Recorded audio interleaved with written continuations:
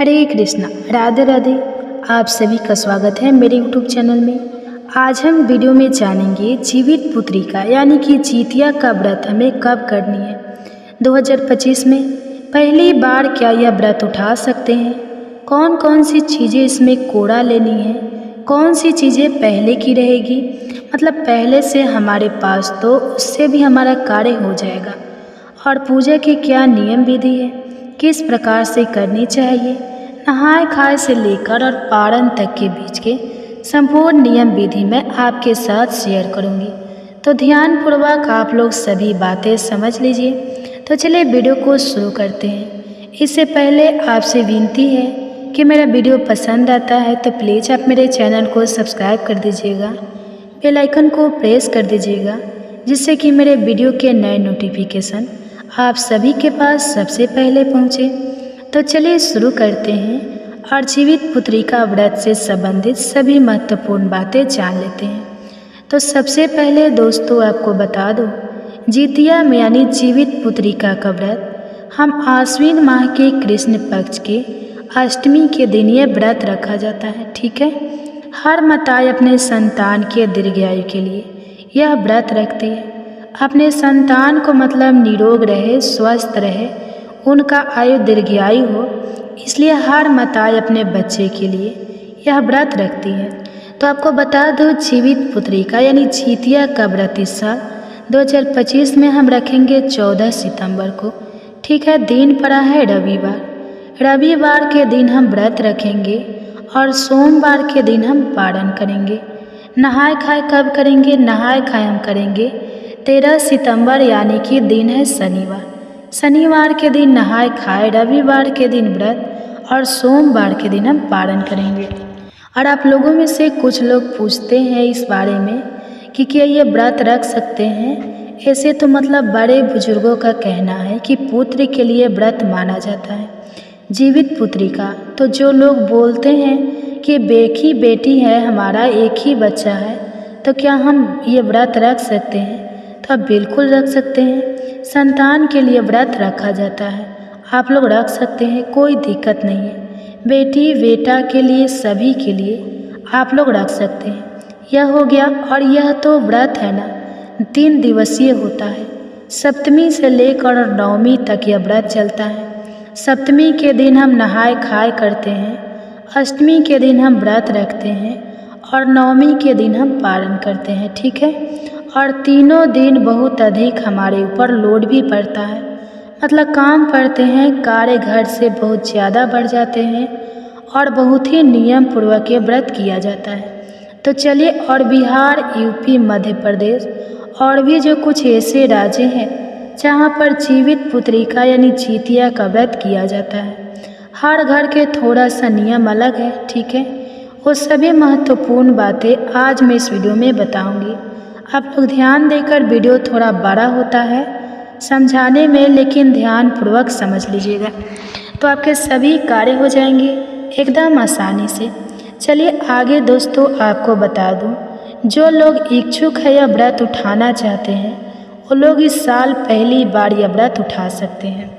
निसंकोच, किसी भी प्रकार का अधिक मास, मल मास कुछ भी नहीं है। आप लोग नया व्रत उठा सकते हैं। जीवित पुत्रिका का मायके ससुराल ऐसा कोई नियम विधि नहीं है, आप लोग यह व्रत उठा सकते हैं। यह व्रत जो है ना प्रीत पक्ष में पड़ता है, तो इस वजह से नई कोड़ा साड़ी हम लोग तो नहीं पहनते हैं। और कुछ लोग कहते हैं जैसे जीवित यानी जीवित पुत्री का व्रत में नया ही कोड़ा साड़ी ही पहनने का नियम है। तो ठीक है, व्रत है, त्यौहार से बड़ा त्यौहार हो जा रहा है। तो अगर आपके यहाँ कोड़ा वस्त्र पहन कर ही जितिया का व्रत किया जाता है तो आप लोग ज़रूर कीजिएगा और पहली बार भी कर सकते हैं। चलिए अब आगे जान लेते हैं नहाय खाए के संपूर्ण नियम विधि, नहाय खाए से लेकर पारण तक। तो देखिए, नहाय खाए के दिन बाल धोकर हमें स्नान करनी लेनी चाहिए। रविवार का दिन पड़ रहा है व्रत के दिन, तो शनिवार पड़ेगा तो कुछ लोग शनिवार को बाल नहीं धोते हैं और धोनी भी नहीं चाहिए, लेकिन व्रत त्यौहार में हम यह सब कार्य मतलब इतना सब नहीं देखते हैं। शनिवार को हम धो सकते हैं। और मान लीजिए जो शनिवार को नहीं धोते हैं वह शुक्रवार को धो लेंगे। उसके बाद लहसुन प्याज इसमें नहीं खाया जाता है नहाय खाए के दिन, लेकिन कुछ घरों में मछली खाई जाती है। तो आप अपने घर का नियम देख लीजिएगा, लेकिन हमारे में तो लहसुन प्याज नहीं खाते हैं, क्योंकि यह व्रत प्रीत पक्ष में पड़ता है, तो बड़ा ही नियम धर्म से किया जाता है। बाल वगैरह धोकर 2 ही ऑप्शन है, सैटरडे या फ्राइडे। 2 दिन मतलब शनिवार और शुक्रवार में आप किसी भी दिन अपना बाल धो लीजिएगा, और धोकर उसके बाद से हम शुद्ध सात्विक भोजन बनाते हैं, खाते हैं। जिनके यहाँ मछली खाया जाता है वो अपना मछली खाएंगे, साग वगैरह भी खाते हैं, और खाकर और फिर जैसे शाम को हम अपने घर में कुछ न कुछ गमकाते हैं और महकाते हैं। और साथ में एक चीज़ और बताऊंगी दोस्तों, जिनकी सास नहीं है उन्हें व्रत कैसे करनी है, और जिनकी सास है उन्हें व्रत कैसे करनी है, बीच में यह भी बताऊंगी, ठीक है। ध्यानपूर्वक बातें समझ लीजिएगा। तो आपको बता दूं कि नहाय खाए के दिन जिनकी सासें नहीं है, जिनकी है, वह कुछ नहीं करेंगे। वह केवल अपना सिंपल भोजन मतलब बनाकर जो भी खाया जाता है आपके यहाँ वो देख लीजिएगा, बिना लहसुन प्याज वाला भोजन वगैरह कर लेंगे। और जिनकी सास नहीं है वो क्या करेंगे, जैसे नहाय खाए के दिन आटा का दान करती है, आटा, दाल, हल्दी, आप झिगनी तरोई जिसको बोलते हैं, वो आलू, इन सभी चीज़ों का दान करेंगे। घी, नमक, तेल जो चाहिए आप दान कर सकते हैं। मिर्च मसाला, क्योंकि ऐसा माना जाता है जिनकी सास नहीं हो, सास उस दिन पुआ पकवान बनाकर खाकर और तब वो जीवित पुत्रिका का व्रत रखेंगे। तो पितरों के लिए दान किया जाता है, आप देख लीजिएगा। दक्षिणा वगैरह सब दान किया जाता है। अगर देने का जगह है तो ज़रूर आटे का आप लोग दान कीजिए। मान लीजिए देने का जगह नहीं है तो आप लोग पैसे का भी दान कर सकते हैं, ठीक है। दोनों दिन, पारण के दिन भी और नहाय खाए के दिन भी बता ही चुकी हूँ। पारण के दिन तो सभी लोग करेंगे, लेकिन नहाय खाए के दिन केवल जिनकी सास नहीं रहती है वही दान करते हैं। देने का जगह नहीं है, यह भी बार बार बताती हूँ। तो आप लोग उस जगह पे हर चीज़ के नाम से पैसे का भी दान कर सकते हैं। नहाय खाए के नियम हो गया। और रात में हर घर में कुछ ना कुछ आप लोग मीठा बनाकर, प्रीत पक्ष में पड़ता है, पितरों को गमकानी है। नहाय खाए के दिन यही नियम है कि हमारे घर में कुछ ना कुछ मीठा पकवान जरूर बननी चाहिए, ठीक है। और मीठा पकवान बनने के साथ में हम शुद्ध घी का, मतलब हमारे में जो होता है वो मैं बता दूँ, शुद्ध घी की पूड़ियाँ बना लेते हैं। छोटे छोटे पूड़ी 4 या 5, और घर के जितने भी आपके बच्चे हैं, पति के लिए उठगन जिसको बोलते हैं, साथ में वो भी बना लेते हैं। और तरोई के बिना नमक वाली सब्जी बनाते हैं, रात में ही बनाकर पहले अलग निकाल लेते हैं। उसके बाद पुआ पकवान बनाकर खाकर बच्चों को खिलाकर तब हम व्रत रखते हैं। और भी साथ में जो भी भोजन वगैरह आपको चावल या रोटी जो भी खाना है खा सकते हैं। ऐसा कोई नियम नहीं है कि आटा खाकर, मतलब रोटी खाकर, चावल खाकर कुछ नियम है, ऐसा कुछ नहीं है, सब खा सकते हैं। लेकिन पुआ पकवान हमें बना लेनी है, और रात को ही बनाकर अलग हम ढक देते हैं। बिना नमक की सब्जी अगर कुछ लोग मतलब चिलन सियारन के लिए बनाते हैं, कुछ लोग उसमें जैसे मछली वगैरह देते हैं, तो आप लोग देख लीजिएगा, अपने घर का नियम कर लीजिएगा। जो बना कर रखती है हमारे में जो होता है वो मैं आपको बता दी कि झिगनी की सब्जी बिना नमक के और पूरी बनाकर पहले निकाल कर और फिर हम खाना मतलब भोजन वगैरह खा लेते हैं। कुछ ना कुछ किचन में ढक देते हैं, रसोई घर में तो प्रतिदिन ढकना ही है, प्रीत पक्ष के दौरान, और उसके बाद से फिर हम सो जाते हैं। सुबह भोर में हम 3 बजे के आसपास आप लोग उठ जाइएगा, 3:30 से 3 बजे ही उठिएगा। कार्य रहता है बहुत सारे, और उठकर स्नान ध्यान कर लीजिएगा। स्नान ध्यान करके अच्छा साफ स्वच्छ वस्त्र धारण करके, और फिर हम केले के पत्ते पर, मान लीजिए नियम तो है कि झिगनी के पत्ते पर पितरों को भोजन दिया जाता है, सास को, और मान लीजिए जिनको यहाँ नहीं मिलता और न्यूज़पेपर पर भी दे सकते हैं। और जिनके केला के पत्ते पर भी किसी भी प्रकार का पत्ता मिल जाता है, वो भी नहीं मिलता है, तो न्यूज़पेपर पर आप लोग दे दीजिएगा। तो 4 जगह आप लोग जो 4 जगह देते हैं, एक चीलन सियारन, एक जीमूतवाहन भगवान और एक गौ लक्ष्मी के लिए निकाला जाता है, मतलब भोजन दिया जाता है। आपके में क्या दिया जाता है आप लोग देख लीजिएगा। तो जो भोजन हम रात में ढक के रखते हैं वही लेकर हम 4 पत्तों पर दे देते हैं और साथ में दही चूड़ा दिया जाता है, पुष्प चढ़ाया जाता है। जितने पत्ते हैं तिलक लगाया जाता है पीला सिंदूर से। जिनकी सास सुहागन मरी थी वो लोग लगाते हैं, ठीक है। और जिनकी नहीं मतलब ऐसी हुई थी तो आप लोग मत लगाइएगा, ठीक है। तो यह हो गया। और उसके बाद से हम जो भी फल वगैरह है, केला वगैरह भी आप लोग मतलब चढ़ा सकते हैं। यह इतना चीज़ कंपल्सरी है तो आप बता दें। उसके बाद से हम प्रणाम कर लेते हैं। हमारा व्रत जैसे शुरू हो जाता है वही दही चूड़ा थोड़ा सा मुंह में डाल लेते हैं, क्योंकि सरगई खाना होता है और कौवे की आवाज़ आने से पहले खाइएगा लोग, क्योंकि मैं तीज में ये चीज़ बता चुकी हूँ। और आप लोग क्या कीजिएगा कि ओठगन जो है ना उसमें से 1-2 पूरी जो बच जाता है वह सुबह हम बच्चों को पत्ती को देते हैं प्रसाद के रूप में। और बाहर मतलब छत पर, पेड़ पर, छज्जे पर ऐसे सब खुले में दिया जाता है कि कौवा चिड़िया पक्षी आकर खा ले। सारी बातें समझ में आ गई। तो नहाए खाए के लेकर और व्रत के सुबह में यानी कि भोर में सूर्योदय से हमारा व्रत शुरू होगा, तब तक आपको यह सभी कार्य कर लेने हैं। उसके बाद हमारा व्रत जैसे सूर्योदय के साथ प्रारंभ हो जाएगा।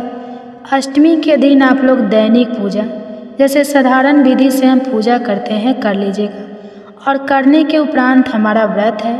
व्रत में आप लोग किसी भी प्रकार के जीव जंतु को ना मारे। देखिए भोर में उठकर झाड़ू पोछा वगैरह आप लोग कर लीजिएगा, क्योंकि व्रत के दिन बहुत अधिक कार्य नहीं किया जाता है। अगर चींटी कीड़ा मकोड़ा आपके हाथ से अगर मर गया तो इसका नाम ही है जीवित पुत्री का। जीव के लिए व्रत किया जाता है, बड़ा ही फूंक फूंक कर कदम रखना पड़ता है। आप लोग पूछने लगते हैं कि ये सब कैसे करें। तो देखिए कीड़े मकोड़ों वाली सब्जी ना काटे, बाकी अगर मजबूरी में काटना पड़े, घर में मान लीजिए कोई नहीं है करने वाला, ऐसे तो उसमें काट पीट नहीं करनी चाहिए। लेकिन मजबूरी में मान लीजिए कोई नहीं है तब आप लोग कीजिएगा, ठीक है। तो जीव के लिए व्रत है, चींटी कीड़ा मकोड़ा ना मारे। झाड़ू पोछा ऐसा नहीं कि बहुत काम करने लगे। आप लोग भोर में कर लीजिएगा सरगई के टाइम, लेकिन व्रत के दौरान अधिक कार्य ना करें, बचाए, ठीक है। क्योंकि काम करेंगे तो जीव जंतु कॉकरोच वगैरह हमारे हाथ से तिलचट्टा वगैरह तो मरेंगे ही, इसलिए थोड़ा बचा कर फूंक फूंक कर कदम रखनी है, पाप ना हो हमारे द्वारा। यह हो गया। और उसके बाद से सुबह सिंपल साधारण पूजा के बाद हम शाम के व्रत के दिन पूजा करते हैं। पूजा विधि तो मेरा ओल्ड वीडियो आप लोग चेकआउट कीजिएगा, ऐसे समय मिलेगा तो पूजा विधि डालूंगी।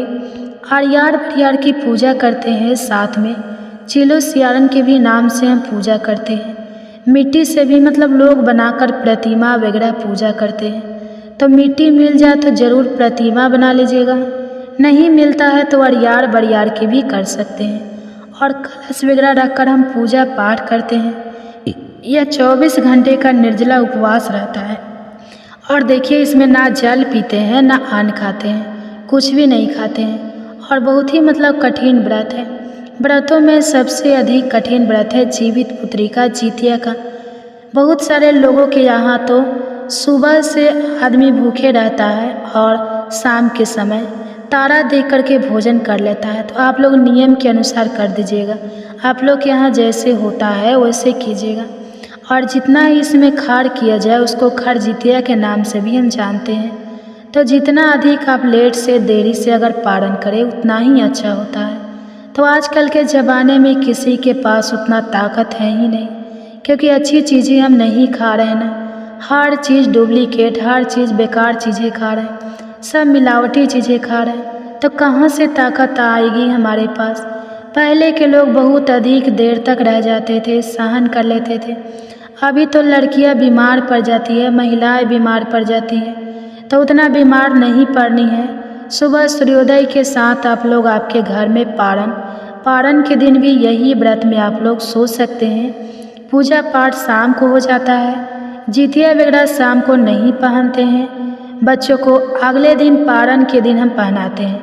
तो अगले दिन फिर हम सूर्योदय के साथ उठकर स्नान ध्यान करके पूजा पाठ करके और फिर हम कुछ ना कुछ दान करते हैं। ठीक है, आप लोग कोड़ा साड़ी भी जिनके यहाँ पहना जाता है बता ही चुकी हूँ, पहन सकते हैं। व्रत के दिन स्नान ध्यान करके एक चीज़ और कहना चाहूँगी। एक तो व्रत के दिन हमें बाल किसी को नहीं धोनी चाहिए, लेकिन जिनकी सास नहीं है ना, व्रत के दिन कुछ लोग खड़ी और तेल से स्नान करते हैं। ठीक है, जिनकी सास नहीं है वो खड़ी तेल से करते हैं। हर घर के थोड़ा सा नियम अलग है और कुछ लोग ऐसे ही मतलब तेल डालकर, तिल के पत्ते वगैरह डालकर स्नान करते हैं। तो आप लोग देख लीजिएगा, यह बताना भूल गई थी, पहले ही बताना चाहिए था।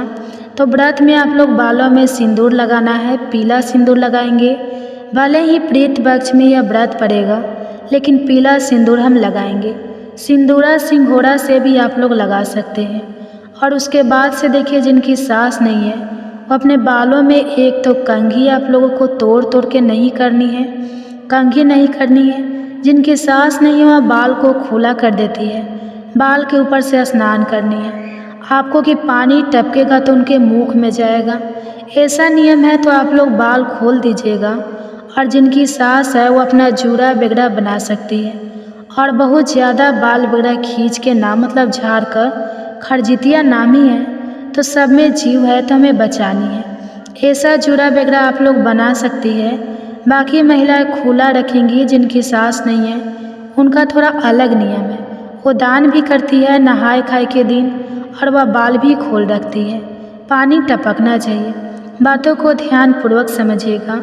और दोस्तों, आप सभी से एक छोटी सी रिक्वेस्ट है, अगर वीडियो पसंद आता है तो चैनल को पक्का सब्सक्राइब कीजिएगा और वीडियो को लाइक कीजिएगा, क्योंकि आपके एक छोटी सी लाइक से हमें बहुत अधिक हिम्मत और प्रेरणा मिलती है।